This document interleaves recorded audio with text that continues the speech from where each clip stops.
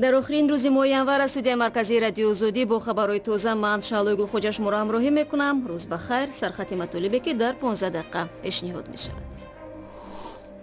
وزیر عدلیه تاجیکستان وجود بیش از 100 محبوس سیاسی را در زندانهای کشور رد کرد و حتی گفت که در قانونگذاری تاجیکستان چنین مفهوم وجود ندارد. شوکت میرزیویف رئیس جمهوری ازبکستان رئیس خدمات امنیتی ملی رستم اینایتوف را از مقامش برکنار نمود و به جای او دادستان کل سابق را تعیین کرد. و راننده های توجیک میگویند منع ورود ماشین های کهنه به تاجیکستان آنها را از یگانه منبع تامین روزگار محروم میکند. نه ماشین هم $10,000 یک جایه، ماشین هم در یک جا زوم میرسه.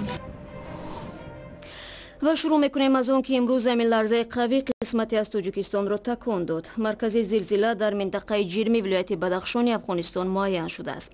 متخصصان تاجیک گفتند نیروی زمین لرزه در تاجیکستان تقریبا 4 درجه را تشکیل داد. دایر به خرابی و یا خسارات تاکنون گزارش نرسیده است.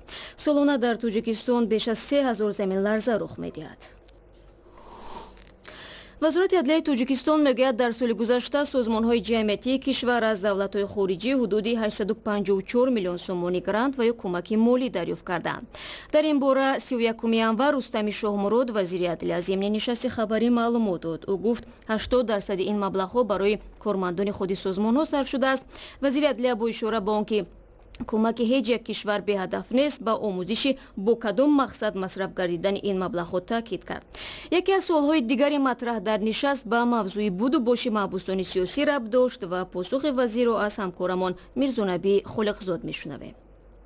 وزارت عدلیه تاجیکستان امروز در نشست خبری خود در رابطه با گزارش‌های سازمان‌های جهانی هیومن رایتس واچ، فریدم هاوس در رابطه با وجود محبوسان سیاسی در زندان‌های تاجیکستان اظهار نظر نمود و تاکید کرد که موافق قانون‌گذاری‌های تاجیکستان محبوس سیاسی وجود ندارد و در زندان‌های تاجیکستان چی در گذشته و امروز محبوس سیاسی به سر نمیبرد. این افرادی را که امروز همچون محبوس سیاسی سازمان‌های جهانی حقوق بشر اشاره میکنن آنها محبوس سیاسی نیستند، برعکس بر اثر ظاهر نمودن جنایت ها آنها بر اساس کادکس جنایی تاجیکستان از طرف دادگاه های این کشور محکوم به زندان شدند. امروز رستم شاهمراد وزیر عدلیه تاجیکستان در رابطه به این مسئله ذکر نمود که از گزارش های سازمان های جهانی آگاه است، ولی تاکید میکند که این گونه محبوسان سیاسی در تاجیکستان نیستند و گفت که هنوز این سازمان های جهانی که در رابطه به محبوسان سیاسی حرف میزنند هنوز در مورد بهاگذاری محبوس سیاسی یعنی محبوس سیاسی چگونه باید باشد هنوز اظهار نظر نکردند و گفت که موافق قانونگذاری های تاجیکستان تا امروز کاتگوری محبوس سیاسی در قانونگذاری تاجیکستان وجود ندارد و به همین ترتیب و ذکر نمود که محبوس سیاسی در زندان های تاجیکستان نیستند، هرچند که سازمان های جهانی حقوق انسان آنطوری که پیشتر گفتم هیومن رایتس واچ و فریدم هاوس تاکید کردند که در زندان های تاجیکستان فعلا 132 محبوس سیاسی به سر میبرد و حتی آنها نام بردن از جمله بزرگمیر یوروف، شهرت قدرت و دهان نفر دیگر را که به خاطر فعالیت های سیاسی نظرهای سیاسیشان زندان شدند و حالا دوره جزای خود را پس سر میکنند. مانند به این پاسخ وزارت عدلیه تاجیکستان تقریبا پیشتر امبودسمن تاجیکستان نیز همین نکته را و عیناً همین پاسخ را تکرار کرد و گفت که در تاجیکستان محبوسان سیاسی وجود ندارند و آنها نفرایی هستند که برای جنایت های گوناگونشان بر اساس کادکس جنایی تاجیکستان به محکمه کشیده شدند. رو می‌آوریم به موضوع جهانی. دونالد ترامپ رئیس جمهوری آمریکا روز 30 ینور در جلسه مشترک کنگره فعالیت یک ساله پرزیدنتی‌اش را نتیجه گیری کرد. در پیام تقریباً 80 دقیقه‌ای و اساساً به مسائل داخلی آمریکا، دستاوردهای کشور و اصلاحات نظام مهاجرت صحبت کرد. این زمان دونالد ترامپ به بعضی از چالش‌های سیاست خارجی آمریکا پرداخت و از کنگره خواست کمبودی‌های اساسی سازش اتمی ایران و قدرت‌های جهانی را اصلاح کند. در این برابر پرزیدنت به توانمندی آمریکایی‌ها تاکید نمود. سال گذشته جهان چیزی را دید که ما همیشه می‌دانستیم. هیچ مردمی در روی زمین چون ما ناترس با جرأت و سرسپرده نیست. اگر کوه هست ما آن را فتح می‌کنیم، اگر سدی هست از آن می‌گذریم، اگر چالشی هست آن را رفع می‌کنیم، اگر امکانی هست از آن استفاده می‌بریم. از این رو اجازه دهید در این پیام سالانه نیرومند یادرس کنم که مردم آمریکا قوی است. این واقعا فرصت نو برای امریکا می باشد. پیش از این هیچگاه چنین آغاز خوبی برای رسیدن به آرزوی امریکایی وجود نداشت. خلاص هر شهروندی که حاضر ما را می‌بیند نابسته از آن که کجا هست یا از کجا آمده است، این فرصت برای شماست. اگر سخت کار میکنید، به خود باور دارید، به امریکا باور دارید، پس میتوانید هر آرزو کنید. هر کس که خواهید بشوید و ما همراه به همه چیز نائل میشویم. аз номи ҳизби демократ вакили конгресс ҷой кеннеди ба паёми солонаи дональд трамп вокуниш нишон дод. ин конгрессмен ки набираи демократи маъруфи амрикоӣ роберт кеннеди мебошад, бо лаҳни шадид раёсати яксолаи президент трампро барои нақзи ҳуқуқи инсон ва ихтилофандозӣ дар кишвар муттаҳам кард.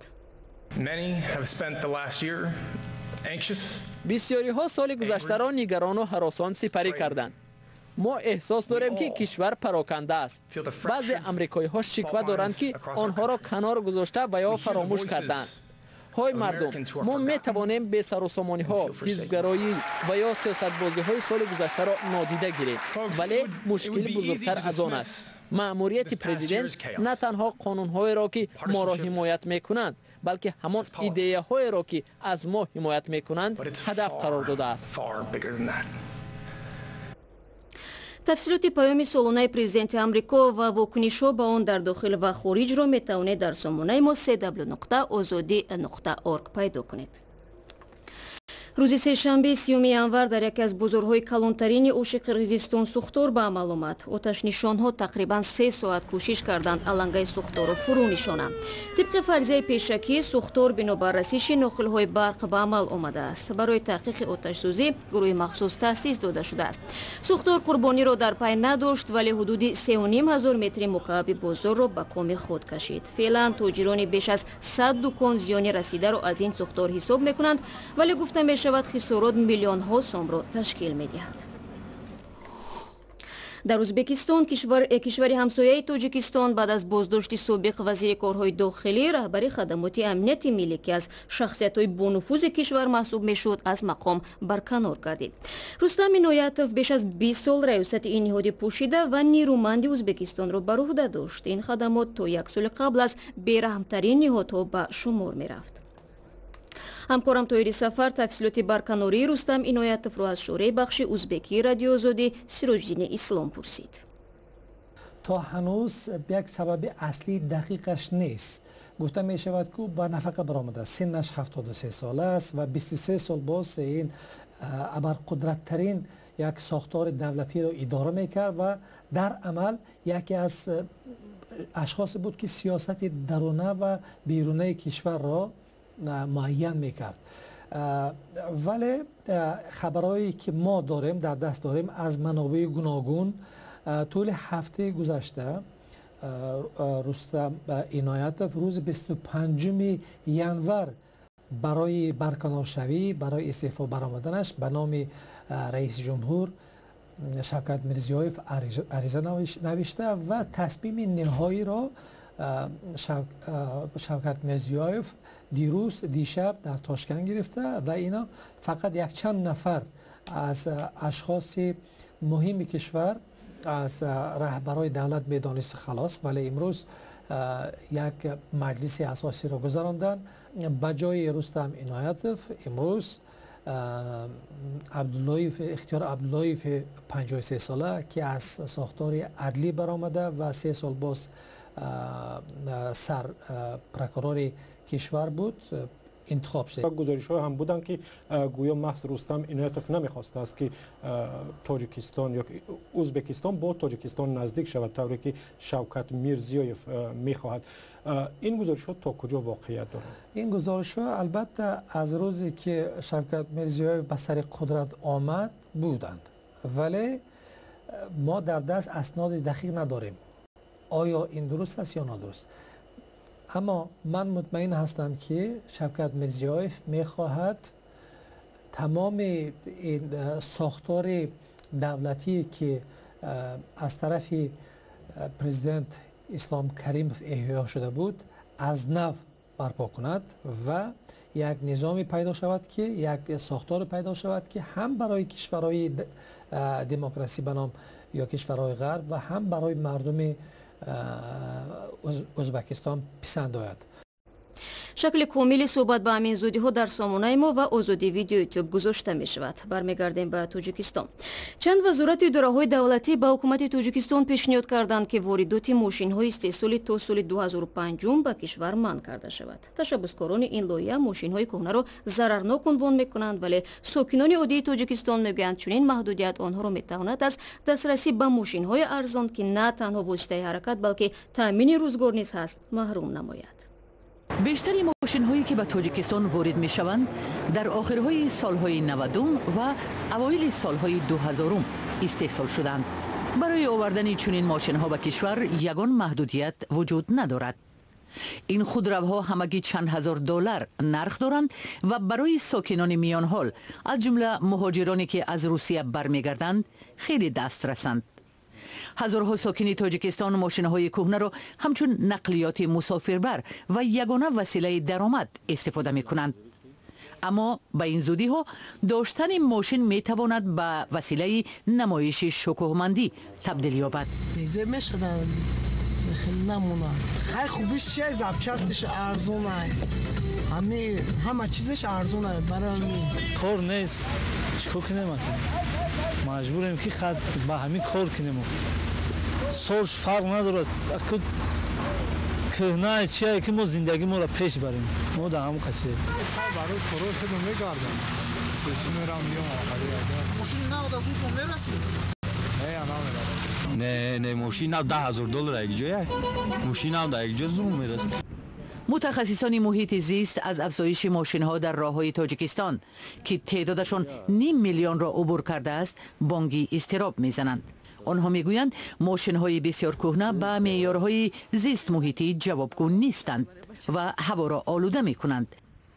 نقلیاتی که این سالهای برایشان بسیار کهنه است، اینو پرتوهایشان از نسبت به اتومبیل هایی که نو استحصال شدند پرتوهایشان دوچند زیادتر است.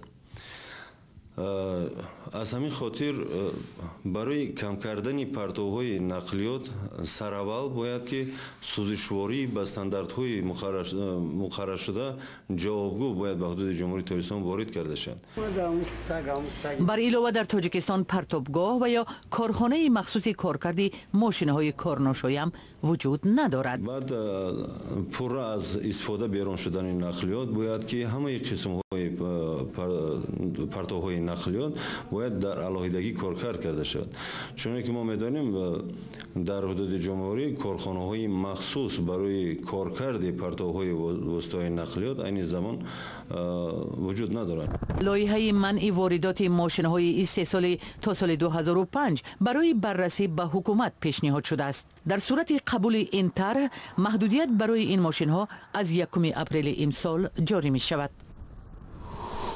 و در مراکش پیراهن عنعنوی معروف با نام خفتان بود گشته است که به وجه عموم از سوی مردان آفریده می شود. زیبایی این کرتا را می توانید همین حالو در گزارشی ببینید که کمرسیت تقدیم میکند. مقامات و طراحان مراکش میگویند کرته و کمزول عربی مد می شود. همه ساله درآمد از فروش لباس‌های ملی 32 میلیون درهم را تشکیل می‌کند که معادل تقریباً 3.5 میلیون دلار است. وزیر هنرهای مردمی جمیله المصلی میگوید این کرته‌ها در خارج از مراکش امکانات بزرگ رشد را دارند. کرته‌های ملی عربی در مجموع 16% محصولات دستی صادراتی را تشکیل می‌کند. از نگاه من این خیلی مهم است. کمزول را شخصیت‌های معروف نیز در روزهای خاص به بر می‌کنند. برای مثال سابق بانوی اول امریکا میشل اوباما به هنگام سفری رسمی به مراکش در تن کرته عربی داشت. همچنین یکی از ستاره‌های هالیوود میریل استریپ نیز چند دفعه با این گونه کرته ظاهر شد. طراحان برای تهیه یک کرته تقریباً 2 ماه زحمت میکشند، زیرا همه گلدوزی‌ها دستی دوخته می شود. هزارها خیاط در شهرهای بزرگ فاس، رباط و مراکش به آفریدن نقش و نگار زیبا در کمزول‌ها مشغولند. ضمناً در مرکز شهر کابل پایتخت افغانستان فروش لباس‌های ملی تاجیکی به راه مانده شد. این دکان را یک تاجر افغانستانی 2 ماه پیش تأسیس داده است. خریداران اصلی کرته‌های زردوزی تاجیکان زنانی هستند که در جشن عروسی شرکت می‌کنند. گزارش را در این باره و همچنین خبر و مطالب دیگر را شما می‌توانید در وبسایت ما پیدا کنید. تشکر برای همراهی امروز و خدا نگهدار هر یکش.